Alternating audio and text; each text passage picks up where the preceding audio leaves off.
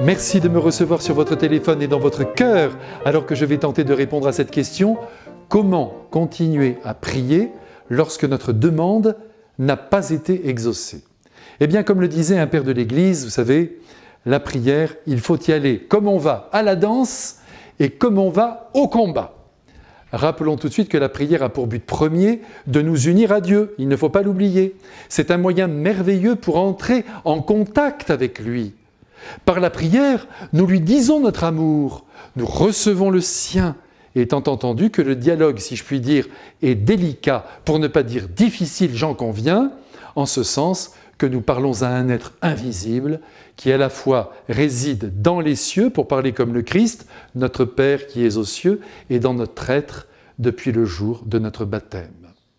Quand on aime une personne, on cherche sa présence et on vit avec elle mentalement, et le cœur est aussi impliqué, même si cette personne se trouve à des milliers de kilomètres de nous.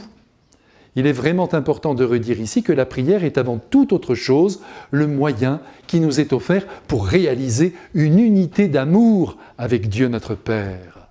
Alors, cela bien en place, il est évident que l'on peut demander, et je dirais même que l'on doit demander à Dieu son aide, son soutien pour pallier les difficultés que l'on rencontre ici-bas. Dieu entend parfaitement nos prières, nos appels et nos pleurs, et il est heureux de nous exaucer. Mais surtout, je vous en prie, n'en doutez jamais. Le Christ est vivant, il nous aime. Son oreille divine entend les battements de chaque cœur humain. Cependant, il nous répond à l'heure juste, qui peut tarder, j'en suis d'accord, c'est entendu, et dans la seule mesure où ce que nous demandons est au service de notre bien le plus profond.